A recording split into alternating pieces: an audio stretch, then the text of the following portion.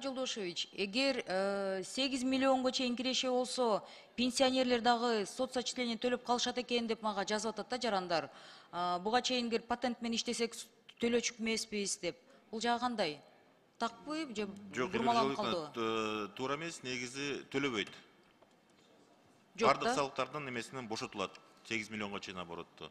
Сиз киргизген сунуштагы толугу менен өттү. Жанагы бир ишкердикке башка мүмкүнчүлүк болбойт дегенди кеңейттик. Үй бүлөлүк ишкердикти киргизип атабыз. Алар толугу менен 0%-дын ичинде болот. Андан тышкары дагы 2 сырттан жумуш жалдоочуларга мүмкүнчүлүк болуп атат да. Алар упрощенный система менен соцфондунан төлөйт и киреше салыгында подоходный налог. Бул жагын жакшы кылып турсуңар, рахмат.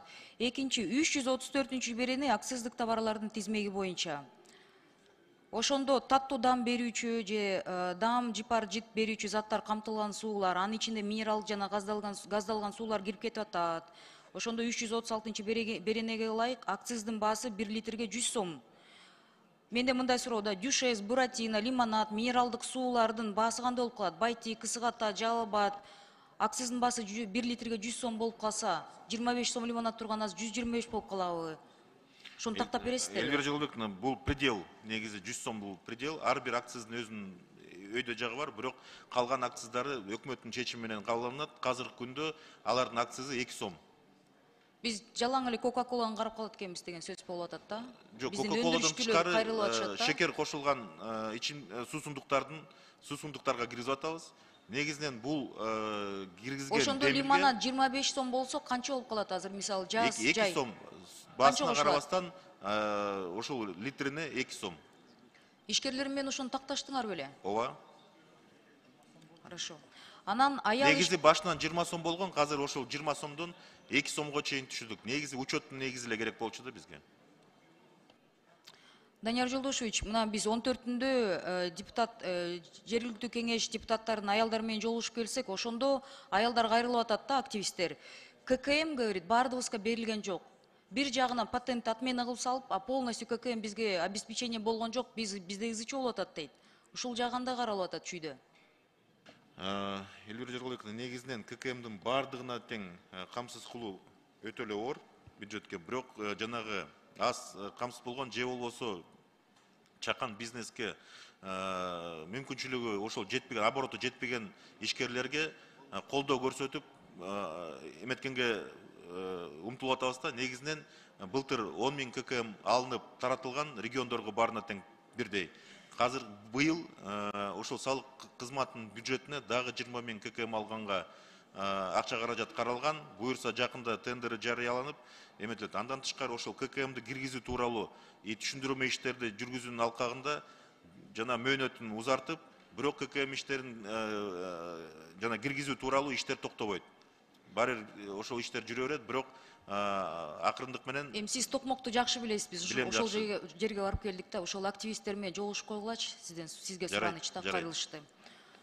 Так, андан тышкары деген урматтуу жетекчилер, менин сунушумду кабыл алып турсуңар, бирок менде дагы мындай суроо болуп атат да. Акыркы 12 айда түшкөн акчанын өлчөмү 8 миллион, 30 миллион деп тактап атасыздар. А эгер жаңы түзүлгөн ишкана болсо кандай болуп калат анда? Ошону так түшүндүрүп койсуздар. Ал өзүнүн эмеси менен заявлениясынын негизинде жүргүзөт, режимди өзү тандайт. Эгерде жаңы ишкана ачыла турган болсо, өзүнүн оборотун примерно пландайт. Кандай оборот, анткени товардын көлөмүнө жараша, ошонун оборотун санап туруп чыгарат. Эгерде өзү ыктыяры менен арызын жазып, режимди тандайт. Бирдиктүү салык менен иштейби же жалпы режимде иштейби. А эгерде ошол режими 8 миллион тегерегинде болсо, ал 8 миллионго чейин бошотулат. 8 миллиондон кийин анан кийин салыгын төлөп баштайт. Так, дагы ККМ, ЭТТН боюнча, СФ боюнча, электрондук счет фактуралары боюнча окууларды өткөрүп жатасыздарбы? Элвир Жолдобековна, сиз өзүңүз жакшы билесиз, негизи ЭТТНдин штрафтары 1 январдан кирмек. Бирок ошол түшүндүрүү иштерин жүргүзүүнүн алкагында ушул салык кызматтын ишкерлери канчага жылды? 1 жылгабы же жарым жылгабы? Жарым жылга. Ушу жарым жыл убакытта салык кызматынын жетекчилеринен региондогучу суранат элем да, бир жолугуп ишкерлер менен түшүндүрмө иштерин күчөтүп иштеш керек да. Элде көп маалымат мындай бурмаланып жатат да. Кечээ да улуттук УТРКдан көрдүңүздөр да.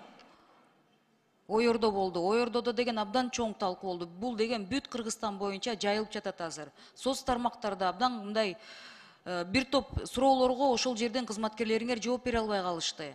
Эл менен кызматкерлер эми бул улуттук телеканалдан ызы чоолгон ачык эле даана көрүнүп калды да. Көп жерде маалымат аз болуп атат деген менде ошондой түшүнүк болду. Адылбек Алишевич, жооп берип коесузбу? Бул мыйзамдын долбоорунда 1-октябрга чейин деп атканбыз. Эгерде уруксат берсеңиздер, эмки жылдын 1-январына чейин дагы жылдырасыздар. Жылдырганга. Жакшы болмок. Колдоп берип койсоңуздар ошондон. Жок, парламент сөзсүз түрдө колдоп беребиз. Ушул жагынан анан Адылбек Алишевич, мына вице-премьерлер, өкмөттүн өкүлдөрү аялдар менен форумдарга барат экенсиз көп. Ошондо жалгыз боюн элер, кичи бизнесте жүргөн аялдар көп кайрылышат да, кредиттер боюнча, жеңилдетилген мындай өзүнчө бир мамиле боюнча пландар барбы? Пландар бар, Элюр Жылгы. Негизинен өзүңүздөр билгендей азыр аял затын колдоо, ишмердүүлүгүн колдоо программасы кабыл алынган, бирок тилекке каршы ал программа акча каражаттары менен камсыз болгон жок. Бирок ошого карабастан биз жана партнерлор менен өнүктүрүү боюнча партнерлор менен сүйлөшүп, алардын мини кредитный линияларын ошолорду азыр тартып келип атабыз. Азыркы күндө сүйлөшүүлөр Дүйнөлүк банк менен, Азия өнүктүрүү банк менен, Европа өнүктүрүү банк менен сүйлөшүүлөр жүрдү. Ошол программаны 3 ошол уюм колдогонго даяр. Андан тышкары мынакей Алмаз Кушбекович менен да сүйлөшүп атабыз. Россия өнүктүрүү фондунун алкагында жана акча каражаттары валютада болгондуктан аларды своп операция жүргүзгөндөн кийин жана проценттик ставкалары өтө жогору болуп кетет да. Ошол проценттик ставкаларды Минфин аркылуу своп операциясын жүргүзүп, жетиштүү акча каражат менен улуттук валютадагы кредиттерди бергенге мүмкүнчүлүк түзүлөт буюрса. Алардын пайыздары төмөн болот.